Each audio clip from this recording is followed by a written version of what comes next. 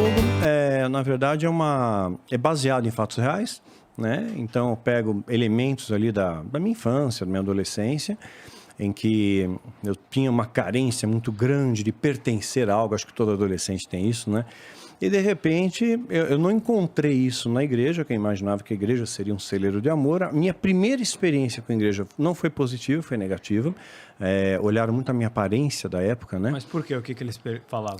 Sei lá, eu passei em frente a uma igreja e tinha uma placa enorme, todos são bem-vindos. Menos Daniel Mastral. Pois não era o Daniel Mastral, mas assim, eu entrei, eu tinha o quê? Os 16 anos. Mas é aquela coisa, era metaleiro, sabe? Tinha o cabelo mais comprido. Então, a aparência minha destoava daquele segmento, entendeu? Que era mais tradicional. Né? Eu usava aqueles braceletes cheios de ponta, tipo de punk, né? Então, pegava a jaqueta, colocava em água sanitária para desbotar, aqueles brochinhos de durepox, né? De rock, mas tudo durepox, né? Aquelas botinas da Birello, né? Não sei se vocês lembram. Só que é da minha época, vai lembrar isso. Né? Feito com sola de pneu. A sola era de pneu, durava uma eternidade. Aí eu entrei, né? Foi uma clareira a minha volta. Eu não senti amor nenhum ali. Né? As pessoas estavam preocupadas. Aí o pastor, sabe como é que é? Mania de igreja, né? Olhe para o seu irmão e diga que ele é amado. Assim, as pessoas falaram para o pastor, você é amado, mas não senti amor. Né? Então, a minha primeira experiência foi muito negativa e eu criei um preconceito em relação ao sistema religioso. E continuei minha busca, e aí acabei entrando em contato com uma seita satânica que acabou me abraçando. O que te seduziu para ir para o Satanás? Assim, o que você falou? Puta, isso é legal para caramba, é uma curiosidade mesmo. Satanás! Me atraiu primeiro porque, assim, a ideia que eu tinha, meu pensamento... Esse cara é muito engraçado, cara. O que te atraiu no Satanás? A bruxa de 71, não era o cachorro da bruxa? Porque quando você fala em Satanás, inicialmente dá vontade de fugir. Mas tem uma atração, deve ser legal, é interessante o astral. Os caras devem te convencer que Satanás não é bom, sim, uma lavagem cerebral. Uma lavagem cerebral. Te ajuda e tal. Né? Na verdade, eu entendi a minha compreensão, né, 16 anos de idade, né? Mas eu gostava muito de ler, estava sempre biblioteca, né? E meu entendimento era que o oculto era nada mais alguma coisa que eu ainda desconhecia. Então, estudar o ocultismo e abrir algumas comportas para eu entender melhor coisas que eu ainda não compreendo. Então, o ser humano tem isso, ele demoniza tudo aquilo que ele desconhece. Né? Então, ele demoniza. Eu não sei o que é, então é do capeta. Exatamente. Né? Então, quer dizer, tudo é demônio. Doença é demônio, tudo é demônio. Né? Qualquer coisa, fenômenos naturais, né? E as pessoas demonizam. Então, eu acabei entrando em contato, né? E, na verdade, você não escolhe entrar, né? Você é escolhido.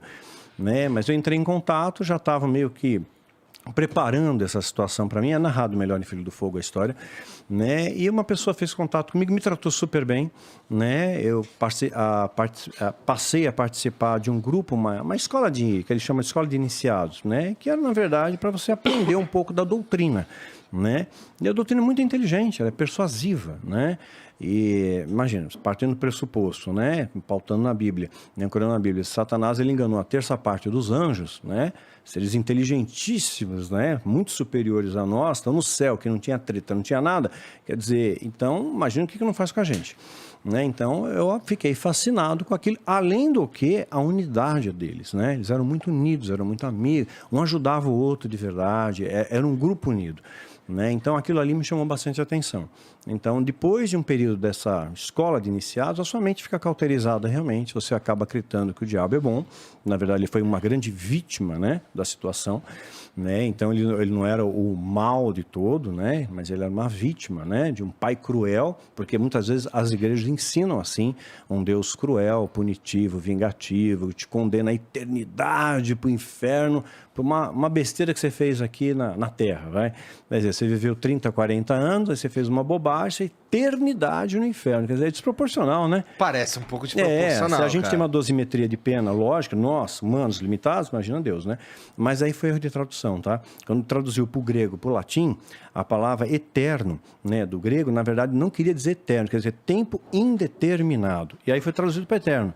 E as pessoas acreditam nisso. Então, conflita, né, com o amor de Deus. Então, eu, na época, não desconhecia isso, realmente achava que Deus era injusto, cruel, castigava, punia, né? Então, e o diabo não, né? O diabo era do bem, cara, sabe? Ele era vítima, era que nem eu, porque eu me sentia marginalizado da sociedade, né? Então, pô, o diabo também foi marginalizado, criou uma empatia, né? E aí depois você vai entrando... Mas até onde você contou, parece bem bom ir até o negócio do Satanás. É todo mundo se ajudando. Qual que é o problema disso? Vai mais pra frente a história? Vai mais pra frente, lógico. Tô aqui, eu não quero dar spoiler para o livro, né? Mas, né, mais adiante, eles vão exigindo coisas graduais de você, né? Então, quando eu fiz o ritual de iniciação, né, eu me senti muito bem naquele ritual, porque você tem todo um preparo, né? Você toma uma poção com ervas, e eles são ervas consideradas ervas sagradas, você já deve ter ouvido falar disso também, né? Ervas sagradas, né? Que assim, alteram o seu estado de consciência. Né? Faz com que você consiga romper algumas membranas do nosso mundo aqui, permeando outras dimensões. Então, são essas ervas sagradas. Claro, vai depender da dose, etc. Então, fazia uma misturinha lá, né? E você tinha esse aumento da sua percepção sensorial e você podia contemplar melhor esse mundo espiritual que nos cerca. E aquilo ali era uma experiência legal, né? Eu gostei daquilo, eles tomavam aquele negócio e tinha que fazer um jejum antes, porque, por exemplo, comer carne, né, te ferra, porque demora o processo digestivo. O Rodrigo também tem uma pira com carne, não tem? Eu não posso comer carne, eu sou alérgico. Tu é alérgico? Sou alérgico. Pois mas dilata o processo, você gasta muita energia, então você tem que ficar uns 3 dias ali numa dieta específica para que aquela poção faça efeito, né? Então, para que as ervas sagradas façam efeito. Aí tem um monte de coisa e tal. E aí, quando termina o ritual de iniciação, e claro, tem uma série de detalhes, por isso que é ritual, rigoroso. Quando termina, está todo mundo encapuzado, né? Todo mundo vestindo uma túnica com um capuz. Você não vê o rosto, tipo de olhos bem fechados. Nossa, né? Uma sombra, assim.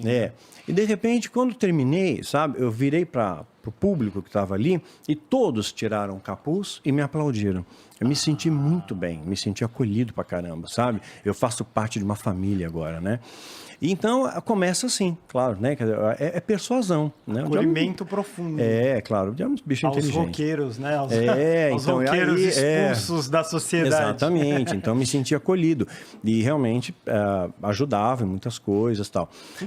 Só que vai aumentando o grau de exigência, gradualmente. Para que você tenha poder, o poder fascina. Né?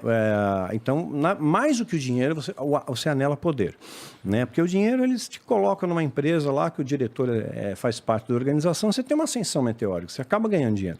Mas o que mexe mesmo é o poder, né? O poder mexe. Os rituais são pagos? Não. Não é? Não. Para entrar na Irmandade é só fazer lá, não tem que pagar. Não tem que pagar. Na maçonaria é pago. Você sabe que me chamaram para ser parte da Globe, grande loja brasileira. Me chamaram pela internet ou chamaram presencialmente? Não, eu recebi uma carta. Ah, é? Me acharam, não sei aonde. Eu estava trabalhando, e isso foi em 2004, precisa 2005. de recursos para manter digamos, a instituição. Me pediram R$1.000. Né? Mas é uma coisa voluntária. Mas né? era roupa e joias e o acesso à loja. Eu falei, não quero não, obrigado. Não, eu já conhecia, né? Então, o rito escocês, Ritchcoy, Mishmirain, todos os ritos, você tem acesso. Você vai na editora Madra, você compra os livros, você já sabe muito bem o que acontece.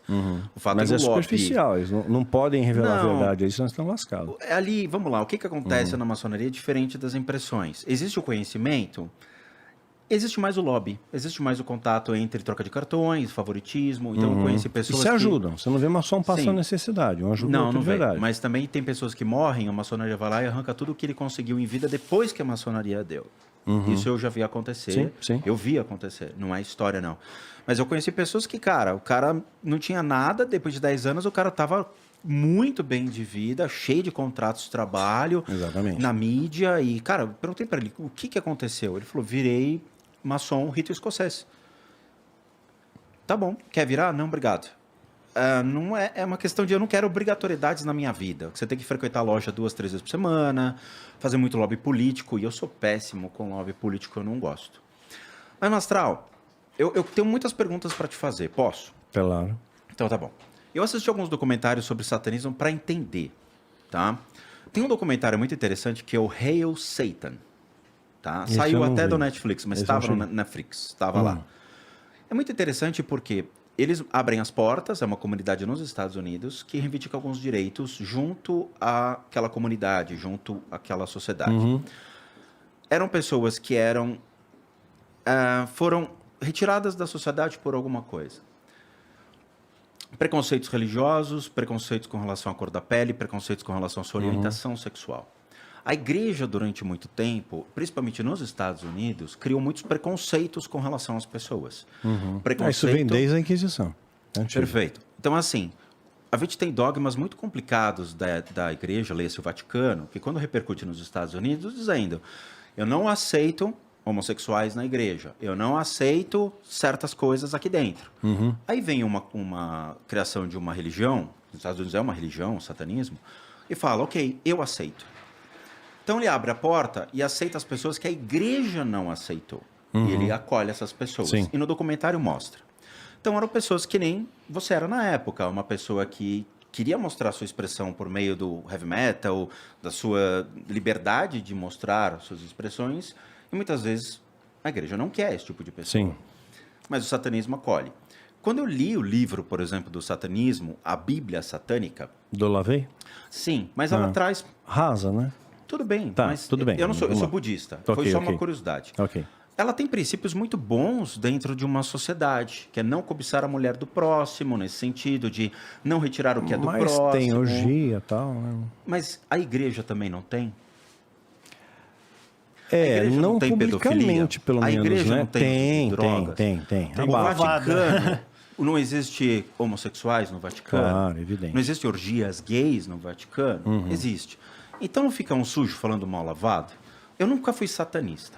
Mas se você entrar hoje na internet, no Brasil, tendo quase 90% do público hoje cristão, com todas as ramificações evangélicas, você não acha que se eu for numa cadeia hoje e perguntar quem é evangélico e está preso e quem é satanista e está preso, quanto vai ser a população carcerária satanista? Menor. Porque eu acho que lá dentro as pessoas acabam buscando um refúgio na fé. Né? Eu já visitei penitenciários, né? Então as pessoas lá dentro perderam tudo, acabam se refugiando na fé. É os dois extremos. Ou então se alia Eu não quero te afrontar, aos bandidos. Não, estou entendendo. Né? Ou então você se alia ao crime organizado, que é uma maneira de você se proteger lá dentro. Mas e o tráfico que eles fazem? Por exemplo, eu já vi traficante fazendo tráfico em nome de Jesus. E as balinhas de cocaína com a imagem de Jesus. Tem muito disso. Sim. Mas tem igreja que vende a toalha ungida em nome de Jesus. E feijão que cura a Covid e tudo mais. Exatamente. Essa deturpação Unção também pra emagrecer, não assusta tá? numa proporção que o cara que está lá não perde a fé vendo isso?